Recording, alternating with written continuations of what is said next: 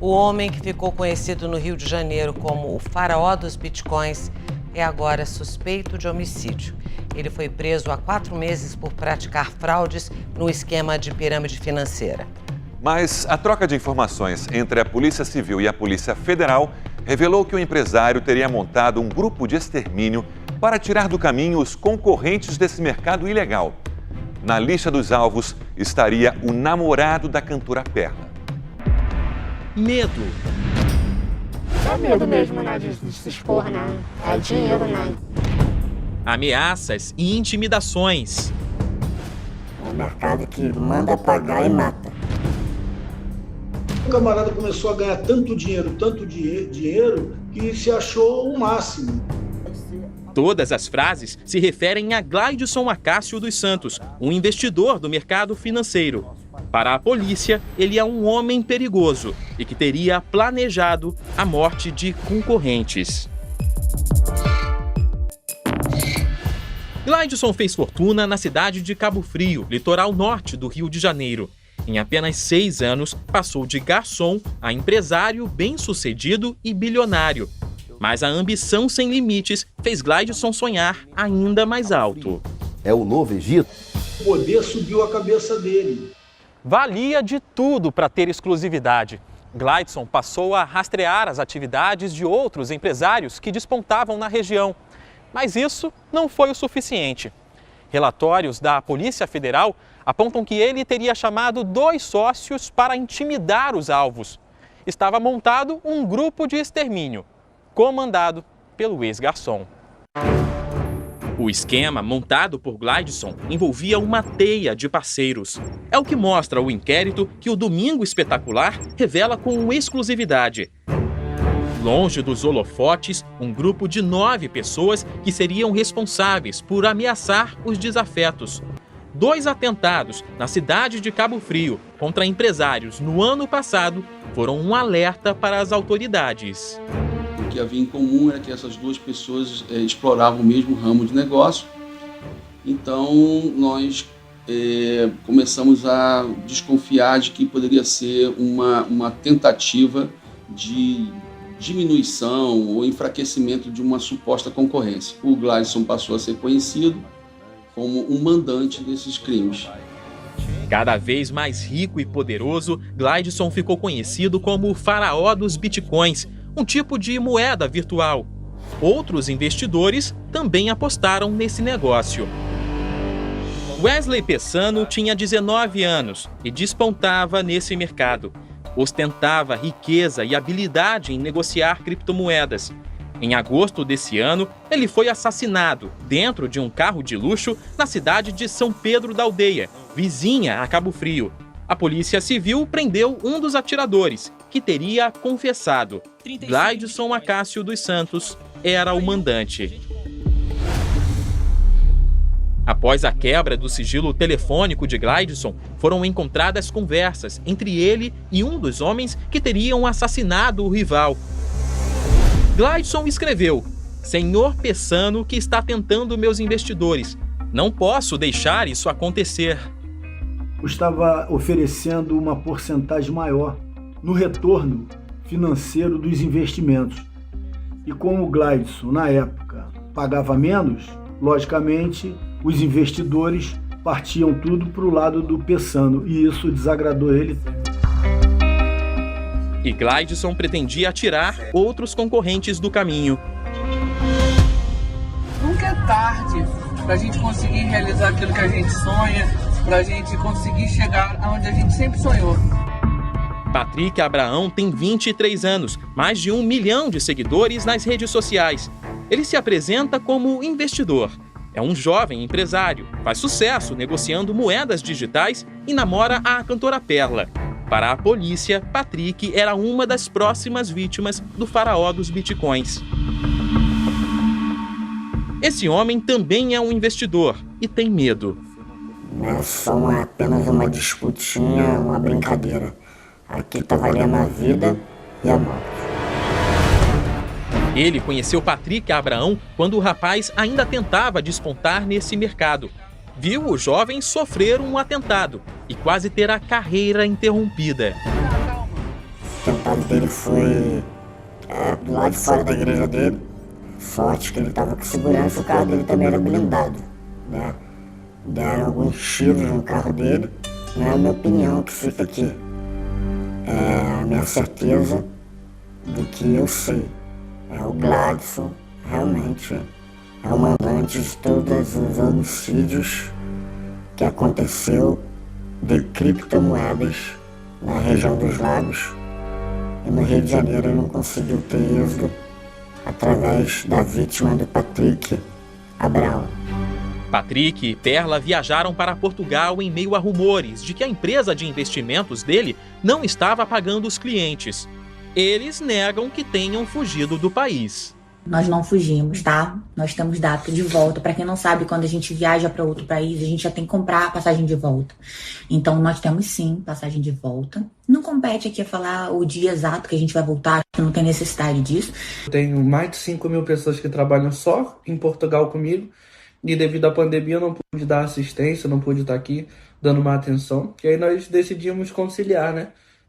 Vir para cá, meus pais também estão aqui.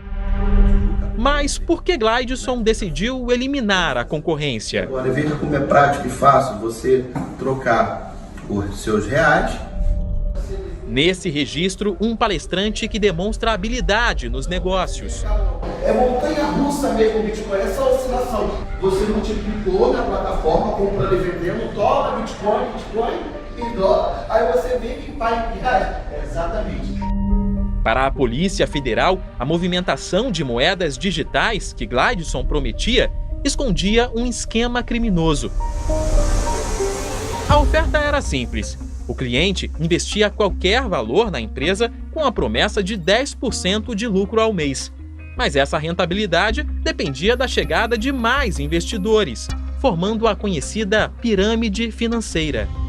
Que paga as pessoas que já estão dentro do contexto é a entrada de novos. Então, aquelas pessoas que estão sendo captadas, elas ao fazer os aportes, elas estão, né, sustentando aquelas pessoas que já estão, porque não existe uma operação de fato que gera rendimentos. E a partir do momento que você não tem a entrada de novas pessoas, o esquema ele não consegue se sustentar. Nesse negócio não tem papel, apenas gráficos que sobem, descem e seduzem. Seguem as regras da oferta e procura dos investidores. Mas aqui, esses códigos complexos com números sempre em alta também eram a propaganda do esquema criminoso. Por trás dele estava Gladson Acácio dos Santos. Sem divulgar derrotas, ele só ostentava lucros e a experiência em nunca perder investimentos. Entre 50 e 60 mil pessoas acreditaram. Só que as chamadas criptomoedas não são regulamentadas pelo Banco Central, é um negócio paralelo. E segundo as investigações, nas mãos do grupo, aqui, alto mesmo, só o risco de golpe. A administração de uma pirâmide financeira disfarçada de empresa de investimentos levou Gladson para a prisão em agosto desse ano. Nessa mansão, onde vivia no Rio de Janeiro, a polícia encontrou carros de luxo e 15 milhões de reais dentro de malas. A mulher dele, Mireles Dias Erpa, fugiu para os Estados Unidos. O inquérito mostra que, de lá, Mireles conseguiu sacar o equivalente a mais de R$1 bilhão em bitcoins antes do bloqueio de bens. O casal, que se conheceu na Venezuela, onde Mireles nasceu, montou a empresa de investimentos. Mireles já trabalhava com bitcoins no país vizinho. Foi ela quem ensinou ao marido como realizar a fraude financeira, que, segundo as investigações, começou com R$62 mil em 2014. Mas a GAS, nome da empresa de Gladson, teve ascensão meteórica. Os bancos onde ele mantinha contas comunicaram em 2017 ao então Conselho de Controle de Atividades Financeiras, o COAF, um alerta sobre o volume de dinheiro que o empresário estaria recebendo. O esquema chegou a 12 estados, Distrito Federal e ainda a 7 países. Até agosto desse ano, a GAS movimentou mais de R$38 bilhões. Dinheiro que ninguém sabe onde foi parar. 650 pessoas entraram na justiça para ter o dinheiro de volta. Esse homem, que não quer ser identificado, nunca desconfiou da fraude. Investiu R$15 mil. É fruto de trabalho, então quando você investe, quando você coloca o seu dinheiro na mão de outras pessoas, outras instituições, você automaticamente cria uma expectativa e essa expectativa não foi cumprida, né? Foi cumprida durante 4 meses, então a partir do quarto não houve mais frustração, né? Danilo é advogado. Ele representa 5 pessoas que também assinaram contratos e acreditaram nas promessas do faraó dos bitcoins. As pessoas de fato foram enganadas, mas para um leigo funcionava, dava funcionalidade. Ele amparou pelo Código Civil, pelo Código de Defesa do Consumidor. Então qualquer pessoa que olha fala assim, não, tá direitinho. Criptomoedas, investimento, a pessoa entende que é algo que está muito em voga e fala assim, tá tudo bem então, não tem nada de errado. Mas quando a gente começa a analisar, nós, no caso, operadores do direito, a gente vê que há uma falha ali, outra falha ali. Os clientes desse outro advogado investiram R$15 milhões. Só descobriram o golpe depois da prisão de Gleidson.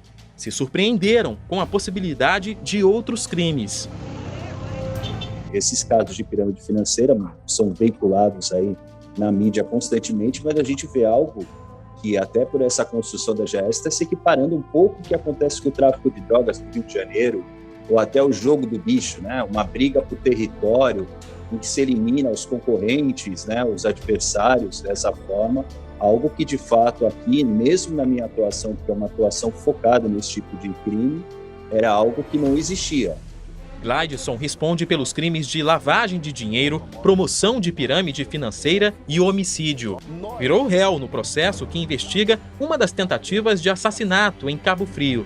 16 pessoas ligadas a ele foram denunciadas à justiça. Uma pessoa extremamente fria, né, e que decidiu resolver suas pendências, suas questões, né, que poderiam ser resolvidas em outro terreno, partiu justamente para um ataque sanguinário. Fábio é comerciante em Cabo Frio. Ele não revela o valor que investiu na empresa de Gleidson. Desesperado e em busca de justiça, tentou conversar com o empresário na cadeia.